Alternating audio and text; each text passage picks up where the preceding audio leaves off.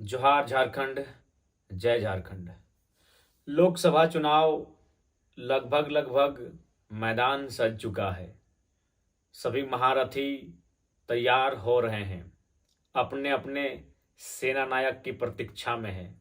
सब अपने अपने नाम की घोषणा होने का इंतजार कर रहे हैं। तो खैर, जिस लोकसभा सीट से मेरे आने की संभावना थी, उस संभावना को अब मैं पूर्णतः आश्वस्त करने जा रहा हूं कि हमारी एंट्री झारखंड राज्य के पहाड़ों से घिरे हुए भौगोलिक दृष्टिकोण से एक सुंदर, बेहतरीन, शानदार लोकसभा गिरिडीह लोकसभा से होने जा रही है।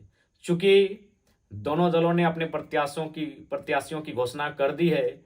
मैंने भी नाम अपना घोषणा कर दिया था, लेकिन चूंकि लिखित नहीं हुआ था, अतः आज की इस वीडियो के माध्यम से अब मैं आश्वस्त कर दूं कि मैं पूरे होश हवास में गिरिडीह लोकसभा से चुनावी मैदान में कदम धरने जा रहा हूं।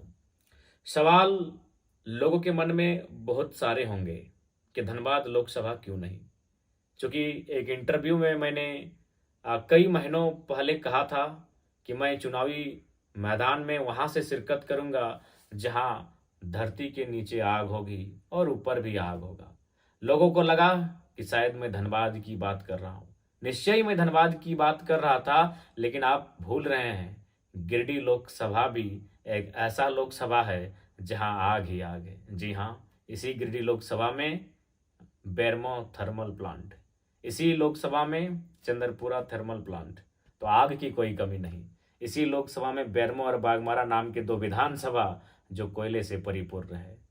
तो खैर, वह आग ही आग की बात तो गिरिडीह लोकसभा में भी है। अब एक सवाल ये कि धनबाद के स्थान पर गिरिडीह क्यों? चूंकि मैंने बार बार कहा और आज इस वीडियो को बनाते समय भी कह रहा हूं कि मेरा दिल आज भी धनबाद लोकसभा को प्रीफर करता है। लेकिन चूंकि मेरा मानना है कि मेरा बूथ सबसे मजबूत, अतः जिस बूथ में मेरा नाम है मैं वहां से चुनावी मैदान में आऊंगा। जिस मतदाता सूची में जहां से मेरा नाम है उस लोकसभा से मैं आना पसंद करूंगा। तो जी हाँ, मैं खुद को पहले अपना खुद का वोट दूं, मैं उस लोकसभा से आना पसंद करूंगा। तो जी हाँ, मेरा लोकसभा गिरिडीह है। गिरिडीह लोकसभा के टुंडी विधानसभा अंतर्गत तोपचांची प्रखंड के चित्तरपुर पंचायत अंतर्गत मानटांड के गांव में मेरा मतदाता सूची में नाम है। अतः गिरिडीह लोकसभा चुनावी मैदान में मेरी आने की तैयारी हो चुकी है और निश्चय ही आपके आशीर्वाद को लेकर गिरिडीह लोकसभा के चुनावी समर में मैं उतरने जा रहा हूं। आप सभी से आशीर्वाद की अपेक्षा रखता हूं। चूंकि 2 सालों से निरंतर लगातार हम सभी ने संघर्ष किया। उस संघर्ष की बदौलत झारखंड में अपनी एक पहचान बनी और झारखंड वासियों के एक नई उम्मीद की किरण जगाने का भी हम लोगों ने कार्य किया। अतः अभिलाषा रखते हैं कि गिरिडीह लोकसभा के जनता जनार्दन भरपूर आशीर्वाद देंगे और अपने इस छोटे से नन्हे से भाई को, बेटे को दिल्ली की राजधानी में दस्तक देने के लिए वहां तक पहुंचाने का कार्य करेंगे। सवाल ये भी आता है कि लोकसभा का चुनाव क्यों? बहुत सारे लोगों के जहन में ये बात आती है कि आप तो राज्य के मुद्दों के साथ आए थे, राज्य का विधानसभा का चुनाव लड़ना था, आप लोगों को सरकार में आने का प्रयास करना था, तो फिर दिल्ली जाने की तैयारी क्यों?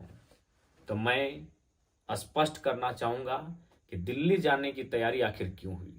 जिस कमरे में मैं बैठा हूं, इसी कमरे में लगभग ठीक पीछे, चूंकि कैमरा में अभी पॉसिबल नहीं, हम लोग कैमरा को पीछे करेंगे, वहां नहीं करने से भी 700-800 लोगों की समस्याओं का एक बक्सा तैयार हो चुका है।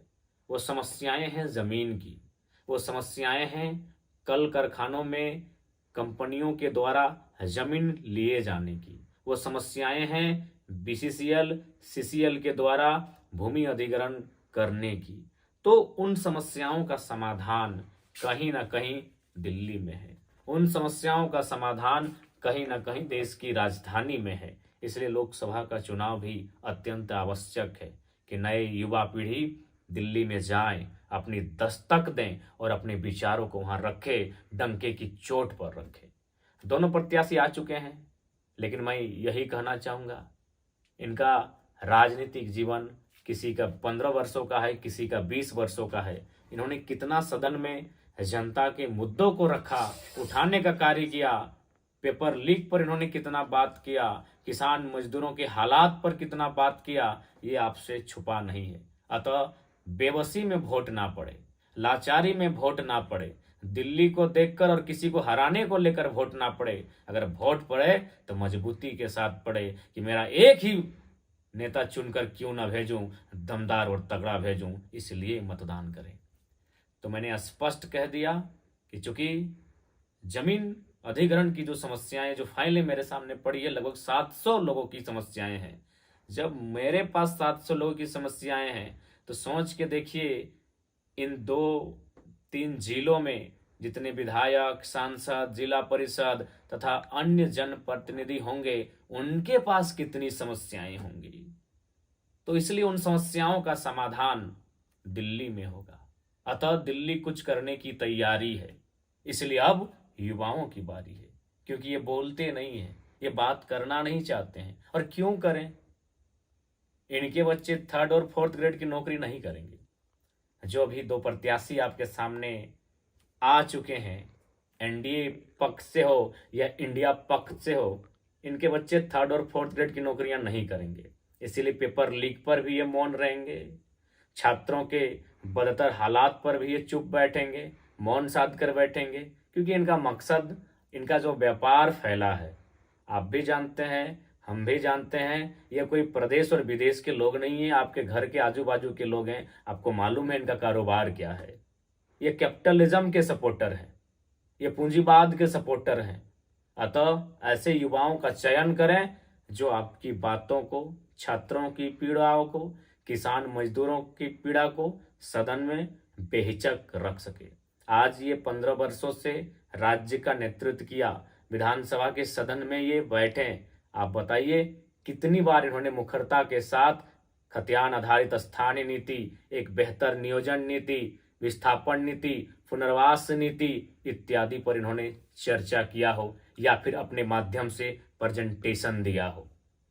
बस 5 साल काटते हैं, बदले में जीटी रोड में कहाँ जमीन मिलेगा, कहाँ किस कंपनी में पार्टनरशिप होगी, कहाँ कौन सा मॉल खरीदेंगे, कहाँ कौन सा बढ़िया सिटी में एक जगह मिलेगा जहाँ मार्केट बनाएंगे। इसके अलावा अगर छात्रों के हित में अगर आवाज उठाया हो, इसके अलावा अगर बेरोजगारों के हित में आवाज उठाया हो, तो आप एक बार सोच लेंगे। इसलिए गिरिडीह लोकसभा में ये युवा आपका आशीर्वाद लेने इसलिए आया है कि 2 वर्षों के संघर्ष के बाद हम लोगों ने यह निर्णय लिया है। अतः गिरिडीह लोकसभा से चुनाव क्यों लड़ रहे हैं, गिरिडीह लोकसभा के नाते दिल्ली जाने की तैयारी क्यों है, संक्षिप्त में इस विषय पर हम लोगों ने बात किया। अतः उम्मीद करते हैं आपका आशीर्वाद, आपका प्यार आपके बेटे, आपके भाई को मिलेगा और दिल्ली में दस्तक देने की जो तैयारी है वो धाकड़ होगी। जोहार झारखंड।